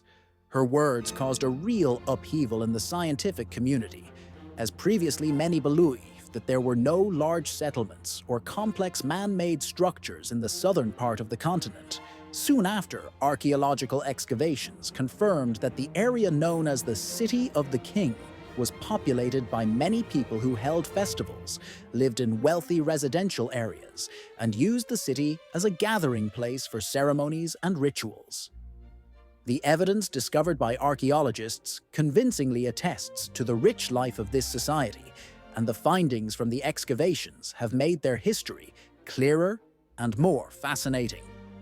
Rudshady came across astonishing monuments here: pyramids, a circular amphitheater designed for public rituals and evening open mic discussions, as well as residential quarters filled with various household items and religious attributes. Among the discoveries, especially notable are numerous musical instruments made from pelican bones and other objects crafted with high skill. These findings undoubtedly represent an important contribution to archaeology, expanding our knowledge of ancient American cultures and sparking interest in how civilization was emerging here. What is particularly remarkable is that this city employed a unique system of information transmission. The quipu, This complex code was based on knotted strings and silhouettes, serving as a kind of written language. Nearly 5,000 years have passed since the quipu was used in this place, although science has yet to fully decipher its meaning. Interestingly, the Incas, during and after their conquest, never developed a true writing system, preferring to store knowledge precisely in the form of this intricate but effective code. This naturally raises the question, where did this system of communication originate? Was it older than the city itself? Did it differ in origin from known writing systems? And who was its creator? Perhaps it arose in ancient times, even before this remarkable city existed, and its secrets remain a mystery for modern historians and linguists to this day. Subsequently, after approximately 1,000 years of prosperity, the city declined. Dr. Thomas Pozorski, a physician and researcher, hypothesized that internal conflicts, struggles for power, resource shortages, and food scarcity may have played a role, as well as possibly a complex combination of several factors. For example, the excessive ambition of rulers who initiated large-scale construction projects, including pyramids, which ultimately could have undermined the society's economic and social balance. All these reasons, taken together, gradually led to the disappearance of this unique city, and its memory nearly faded from the pages of history. On the plains of Gorza Groz, in places where the winds howl as if singing an unforgettable ancient song, archaeologists have discovered what was long believed to be buried deep in the depths of time. Remains of an ancient society that existed approximately 4,000 years ago. As part of an innovative expedition, the discovery of a forgotten mountain dwellers city was announced, located within the mountain ranges of modern Iraq and Iran. This was not merely a collection of random huts. Indeed, the found city represented a developed cultural center that not only thrived, but also played an important role in regional trade and politics. It incorporated elements of various cultural traditions and had its own language, laws, and writing system. This city lasted a full 4 millennia, remaining independent and absorbing a diversity of cultural influences. The site where it was found bears the name Kunara, and unfortunately, the people who inhabited it have completely vanished. Their names forever lost to time. Archaeologists have been conducting excavations here from 2012 to 2018, uncovering new horizons of the past, stone foundations, various tablets, arrows with obsidian tips, ceramics, as well as bone remnants of both domesticated animals and wild predators. Especially significant were the cuneiform tablets, which indicated that the scribes of this city were skilled in both Sumerian and Akkadian languages, confirming deep cultural ties with neighboring states. Despite being overshadowed by powerful neighboring empires, this civilization was no less important and significant. In scale and level of culture, it could be compared to the first superpower in the world, the Akkad, which resembled a gigantic kangaroo incapable of moving without assistance, embedded in its DNA mechanism. In contrast, this civilization reminded one of a cute, cozy Joey hiding inside its pouch, highlighting both its modesty and inner strength simultaneously. One of the most astonishing discoveries was that this ancient civilization developed something unique, a measurement system that, in essence, had almost no parallels elsewhere in the world. Unfortunately, these measures remain a mystery for modern archaeology, as their exact design and principles have yet to be uncovered. This testament not only to their cultural richness and depth, but also to how advanced they were for their time. Thus, mysterious traces of vanished eras continue to be found across the ancient Earth, revealing the secrets of civilizations that once shaped human history, leaving us with unresolved riddles even today. In the territory of ancient city-states beneath lighthouse hills and among dense tropical forests, new evidence of a unique civilization is continuously discovered. evidence that remarkably differs from conventional notions of primitive societies. In these places, deep within the millennia, systems of accounting and measurement were created, including units intended for recording trade transactions and cargo, such as flour. These measures, developed by city scribes, possessed their own internal logic and system, which today seems completely unsuitable for adaptation to current standards. Modern archaeologists and scholars attempting to understand them face difficulties because these measurements are inherently unique and difficult to compare with the modern metric system and units. And what is especially remarkable is that the ruins of these ancient cities and oases date back at least to the 21st century BCE, and possibly to much earlier periods, indicating the existence of advanced cultural centers long before the widespread history we typically recount. Finds of artifacts in various regions testify to a rich and complex society with its own cultural richness. Discovered obsidian arrowheads imported from distant corners of the civilization indicate established trade spanning hundreds of kilometers. In Anatolia, thousands of kilometers away, archaeologists find lion bones and skeletal remains that were most likely brought as trophies from royal hunts or as diplomatic gifts, demonstrating interregional connections. These facts suggest that the inhabitants of Kunara, one of the mentioned cities, did not live in complete isolation within their fortified settlements. They maintained active contacts and exchanges with other regions. Once, this city was a thriving civilization with a developed writing system, agriculture, animal husbandry, permanent trade routes, and incredible architectural structures that astonished modern researchers. At the same time, thoughts arise about how many similar cities like Kunara are still hidden beneath mountains and jungles, undiscovered by archaeologists due to inaccessibility and time. In the impassable jungles of Yucatan, where humidity reaches such a degree that the air seems saturated with moisture, and blood-sucking mosquitoes circle like combat aircraft, once rose colossal palaces. These grand structures could rival or even surpass in scale everything built in Europe over millennia of existence.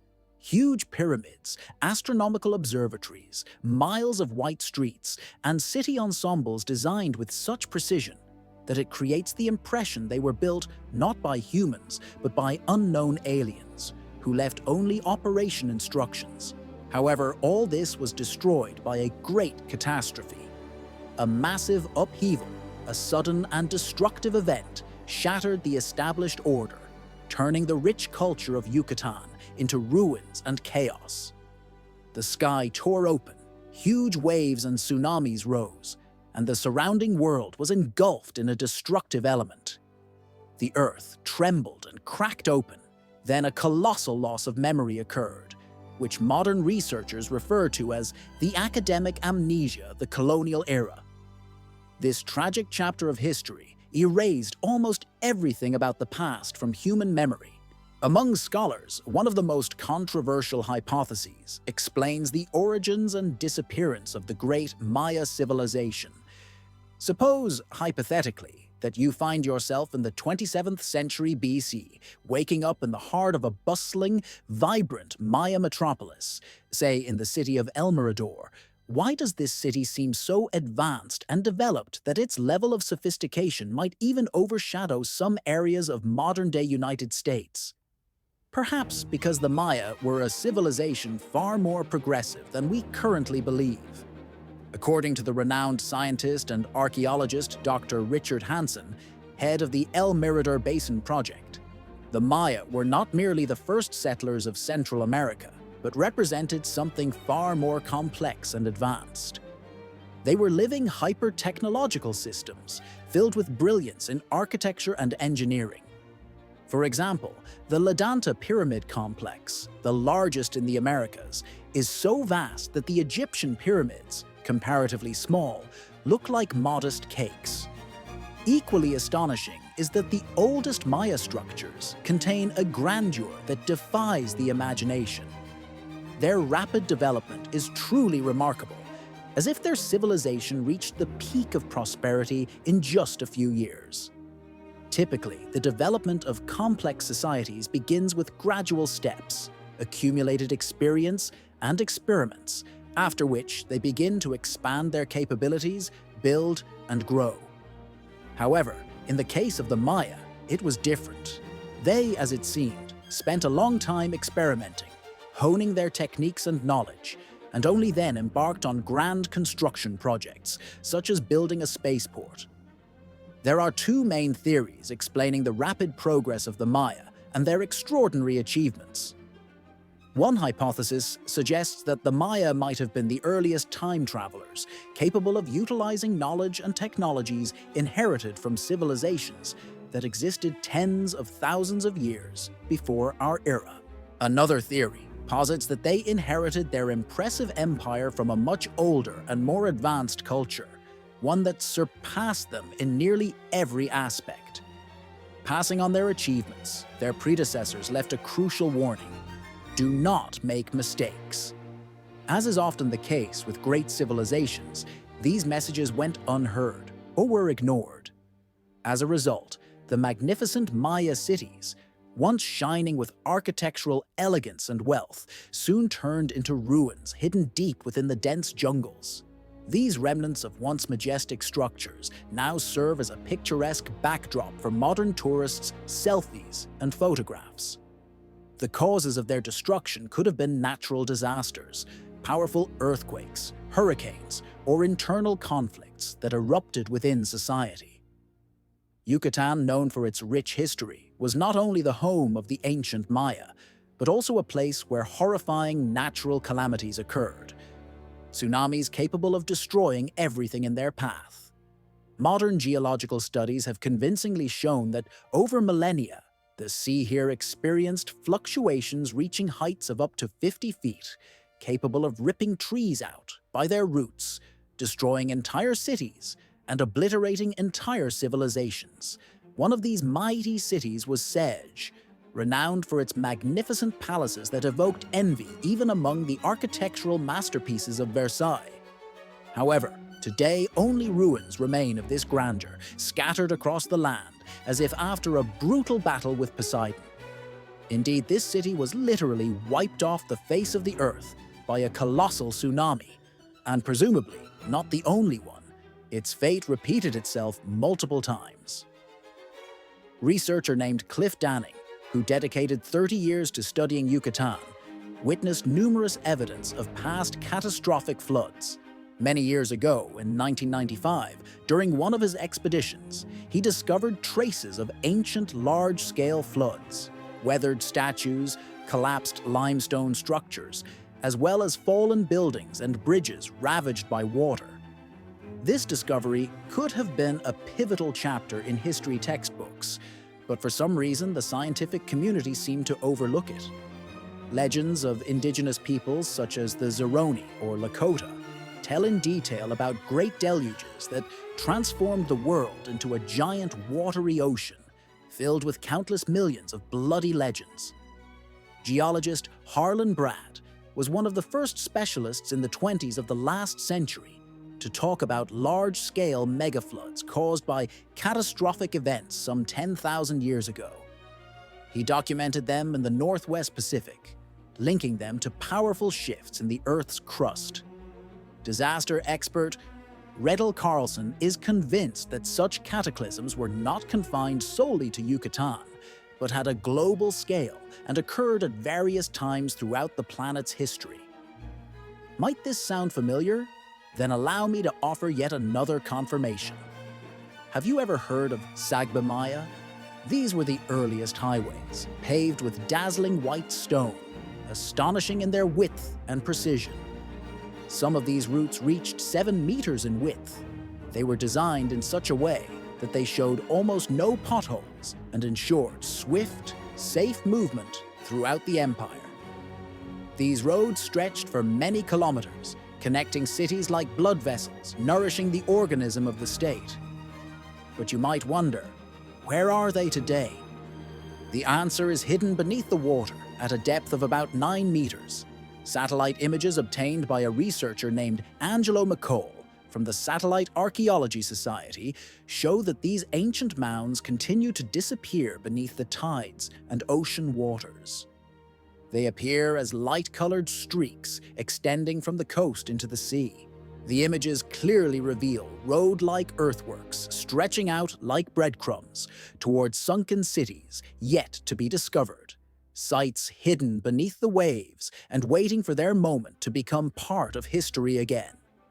These archaeological finds evoke truly profound wonder and admiration. If we assume that the underwater routes found in the sea depths lead to submerged cities of the Mayans, then what we are witnessing is not just evidence of an ancient civilization that flourished about 2,000 years ago. It could potentially be a civilization that arose approximately 9,000 to 6,000 years ago, placing it on par with, or even older than, the earliest ancient states of our world. In that case, we would be dealing with a heritage that existed long before the emergence of well-known ancient civilizations. What do you think this place might be? And what do these mysterious routes signify? Were the Mayan sites the last traces of a vast pre-flood empire? Or perhaps they were destroyed by some cosmic event? Share your thoughts, and even better, propose hypotheses of your own about living sea monsters that could inhabit these depths. As for the origins of the Sea Peoples and the mystery of the Khazar, these puzzles remain incomprehensible to us to this day. When it comes to early human civilizations, one cannot help but recall the nomads who, by the beginning of the 6th century AD, established a powerful empire on what is now European Russia. Their conglomeration expanded very rapidly, stretching from Russian lands to Kazakhstan, covering significant parts of Ukraine and even the Crimean Peninsula. The Khazar kingdom lasted for centuries and served as an important buffer zone, dividing the Christian Byzantine world and the Muslim caliphates. About 74 years ago, in the mid-10th century, the Khazar king and his nobility converted to Judaism. Beyond their borders, Jewish communities remained rare and scattered across various regions. In those distant times, around the 10th century, Khazaria could be considered the largest Jewish state in the world. This is supported by numerous records left by Arab scholars, Byzantine historians, and Jewish priests. One of the most well-known documents is the correspondence exchanged between King Joseph and the prominent Rabbi Hasdai ibn Shaprut during that period. During their exchanges, Rabbi Hasdai, who wielded great authority, helped to establish the Spanish lands as a refuge for Jewish peoples facing persecution and threats. When he heard rumors about the existence of a large Jewish state on the borders of Europe, he approached King Joseph with questions and requests. King Joseph responded that he and his nobility had embraced the Jewish faith and rejected pagan cults, but the common people still remained adherents of their old rituals. Gradually, as they moved closer to the new faith, the people began more actively to follow Jewish teachings, under the guidance of Jewish scholars and preachers who had come to the region. By the end of the 10th century, Byzantium, together with the emerging Russian states, dealt a decisive blow to Khazaria. The city of Atil was destroyed by fire, the lands were laid waste, and their fate remained in the shadows of history. However, the Khazar people were not entirely wiped out. Many fled or dispersed into other regions, and it is believed that a significant portion of their descendants may have found refuge in Spain. There is an opinion that their descendants still live among us, hiding behind various historical masks. We now turn to ancient Mesoamerica, around the 9th century AD, when the Toltec civilization reached the peak of its prosperity and became a powerful force in the central regions of present-day Mexico. For approximately 1.5 centuries, they governed the city of Tula, which served as their capital until it was destroyed, and their empire, as was the case with most ancient states, disappeared, giving way to new powers. The Toltecs were renowned for their sculptural arts and crafts, as well as for their incredible bravery in battle. In cultural and religious life, these people resembled medieval Christian Europe in the spread of their faith. They worshipped a god named Quetzalcoatl, a feathered serpent symbolizing skill and strength.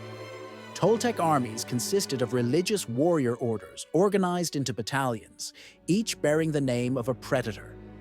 One such battalion was the Jaguar Warriors, known for their ferocity and ritual practices, which included human sacrifices.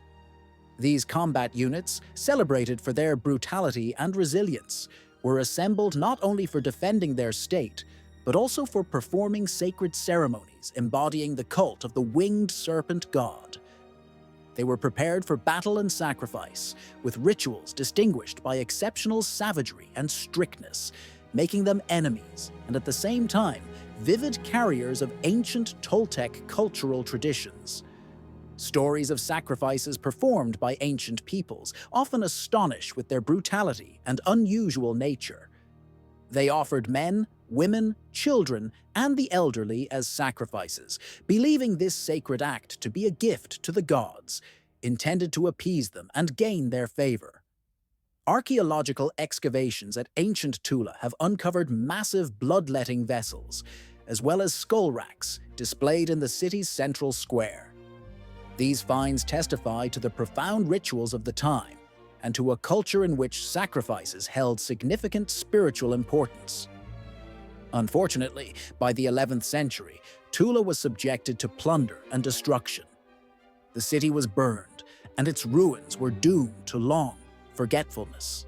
The charred palace structures speak of deliberate destruction, possibly caused by conflicts or wars, yet the identities of those responsible remain unknown. Some hypotheses suggest that the cause could have been a feud between tribes or a unity of hostile forces united for the purpose of destruction. There are also more exotic theories, especially regarding the possible involvement of well-known figures such as Chechemikov. But none of these options have received convincing scientific confirmation. Today, these mysterious events remain a part of ancient history's enigma, provoking only speculations and guesses. In recent times, the modern world learned about a man named John, who posted a video shot with a drone. It was flying over a rocky mountain range in Turkey. In this footage, John came across an unusual door carved directly into the rock. The image of this door resembled the entrance to some hidden darkness, sealed within the centuries and covered by age-old layers of time. Intrigued, he decided to explore this mysterious place using his drone, preparing for an adventure that could only be compared to Indiana Jones's journeys. As he ascended to the top of the rock, he unexpectedly lost his flashlight, which only heightened the intensity of his adventure. During his exploration, John encountered an eagle, which likely guarded the secrets of ancient sites. And finally, he penetrated inside the mysterious door, hoping to uncover secrets hidden for centuries. But in reality, everything happened quite differently. No incredible discoveries, no treasures or ancient relics. This entire story turned out to be fabricated, a viral legend created for entertainment and to astonish the audience. Although a photograph of the strange door opening truly existed, it was not created using artificial intelligence or any image processing software. In fact, the story of John and his drone is pure fiction, an illustration of a modern internet myth. The true origin of this mysterious passage points back to an ancient tomb carved into the rocks, dating approximately to the 2nd century BC. Above the entrance is engraved the name Ezius, and on both sides there are niches with carvings that have been remarkably well preserved to this day. Archaeologists have long studied this site, calling it the Rock Tomb of Kaplikaya, and are trying to unravel its secrets. However, the origin of the name Ezius remains a mystery. No one knows exactly who this person was or what he meant to those who created this memorial site. Inside the massive door opening, there is a small burial chamber, which was probably intended for entombment, although no remains have been found there. Perhaps the tomb was plundered in antiquity, or maybe it never served as a burial site at all. This mystery remains unresolved. The site has existed for over 2,000 years, and its origins raise many questions among archaeologists and historians.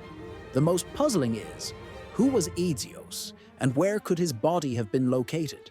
What profound symbolism is hidden behind such a majestic entrance that leads only to a small chamber high up on the mountain? Far away, on Japan's eastern coast, there may have once existed a culture that still remains outside the scope of official history. One of the most striking and convincing pieces of evidence for this is the discovery beneath the waters near Yonaguni Island. There lies a massive pyramid surrounded by mysterious remnants of ancient structures. These ruins are not merely isolated monuments, but form an entire complex unified into a single structure resting on the seabed. In 1986, local diver Kihachira Arataki, diving off the coast of Okinawa to observe hammerhead sharks, came across mysterious formations that astonishingly resembled extinct architectural structures. Soon after his dives, in the early 1900s, Japanese scientists arrived to meticulously study this unique site. Their prolonged investigations led to astonishing discoveries. They uncovered the ruins of an entire pyramid complex covering a substantial area of about 10,000 square meters. Later, approximately 10 more structures were found nearby, along with 5 additional ones off the coast of Okinawa. These constructions testify to the existence of a highly developed culture with rich architecture, passed down through the centuries and retaining its enigmas. This monument, known as the Yonaguni Monument, continues to be one of the most mysterious and debated archaeological puzzles on our planet. Its extraordinary structure and captivating symmetry attract keen interest from researchers and antiquity enthusiasts worldwide. However, mainstream science virtually ignores this site, as if its existence does not warrant serious attention. The Japanese government has taken no concrete steps to investigate its origins and purpose, while most traditional archaeologists avoid discussions considering the topic insignificant or speculative. Nevertheless, anyone who looks at the perfectly balanced arrangement of the monument's elements will find it hard to believe that such an incredible structure could have formed as a result of random natural processes. So why, in this very mysterious location that provokes so much controversy, are there clear signs of an ancient city? The secret of this mystery is proposed by marine geologist Masaaki Kimura, who claims that these structures were created by human craftsmen. Some researchers believe that beneath this layer of stone, there are ruins of a long-extinct civilization, possibly the Jomon people, as well as ancient inhabitants of Japan who settled these lands more than 12,000 years ago. Kimura points out that leading scientists adhere to the view that revising the historical chronology is unacceptable, since the last time this land was above water was approximately over 10,000 years ago. If it can be confirmed that the Yonaguni Monument is merely remains of an ancient city, it will open up entirely new horizons for historical research. It may become the oldest city on the planet, even surpassing the biblical city of Jericho. Such a conclusion could cause concern among some religious circles, as it challenges established ideas about the ancient history of the world. Many artifact and history scholars are skeptical of this hypothesis, convinced that this object is more likely a natural formation rather than the remains of a human-made structure.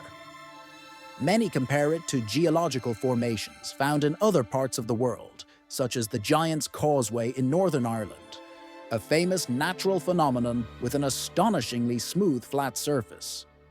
However, if you are fortunate enough to see the Yonaguni Monument in person, standing nearby and observing it with your own eyes, you will undoubtedly be struck by its scale and grandeur. This site will leave an unforgettable impression on your soul, as it possesses a rare magic often found in modern archaeological discoveries. Near the Greek island of Crete is an underwater city called Olus.